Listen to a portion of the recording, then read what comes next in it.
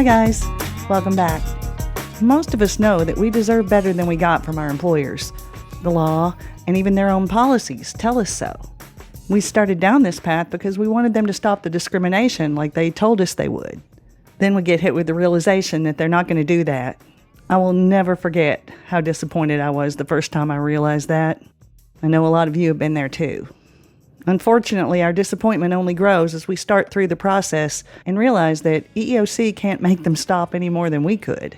And it grows even more when we go through the process and realize every step of the way how much the game is rigged against us.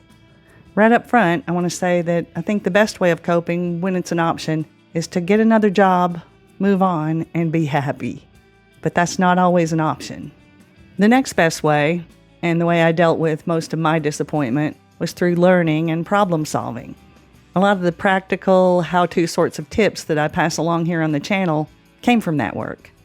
Like a lot of you, I was used to getting things done in my job without any authority. That made me an excellent problem solver. I bet a lot of you are great problem solvers too. Problem solving gave me a sense of control over my day-to-day work life, which was infinitely better than feeling like I was constantly at their mercy. Every time I was able to problem solve my way into documenting something they didn't want documented, or flipping one of their catch-22s around on them, I felt a little more in control and a lot less like a victim. Like when my boss took away my engineering and science projects and instead assigned a bunch of administrative tasks to me, tasks that I wasn't trained for and wasn't very good at. And when she gave me menial make work that frankly nobody at NASA should get paid to do, like flipping her PowerPoint charts for her on command for hours a day. Doug used to say that I was probably the highest paid chart flipper at NASA, and his sense of humor helped me get through this, but in reality, there was nothing funny about the kind of waste and power-mongering that my boss was putting out. For me, it was a real problem. I used some of the spare time that she left me with to learn as much as I could about the EEOC process. I studied MD 110. I devoured EEOC enforcement guidance and compliance manuals, and I researched case law. And I also used my problem-solving skills to find ways to continue to contribute to NASA's mission.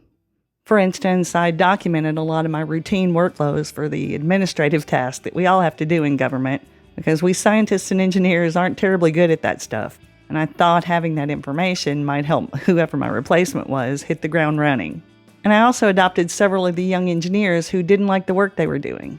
I helped them find their niche, sell their ideas to management, and I taught them how to get the resources and funding that they needed to do the work. Doing that stuff made me feel like I was still contributing to NASA's future, whether or not my boss wanted me to. Sometimes to cope, we need a distraction. When my discrimination started, Doug was already living 100 miles away, at a farm that we bought to refurbish for our retirement. I spent the weekends at the farm with him, but during the week I had a small apartment in town, and I was alone a lot. I watched just about every documentary and horror film on Netflix, and I played a lot of video games. I was too sick to do much else. Probably not the most productive use of my time, but it took my mind off what I was going through at work. Now, as I fought my way back to health, I found more productive ways to cope. For me, when I'm feeling isolated, one of the things that helps me the most is helping other people. So I made myself a sort of den mother at my sister's group home and workshop. Working to brighten their day always brightened mine. When I walked into those rooms, they were always thrilled to see me. It definitely made me feel less alone. Those few things were my main coping mechanisms.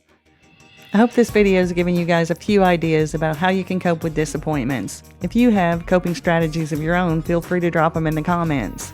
I always enjoy reading what you guys have to say, and you might help somebody. Thanks you guys for listening. I'll see you in the next one. Till then, take care and hang in.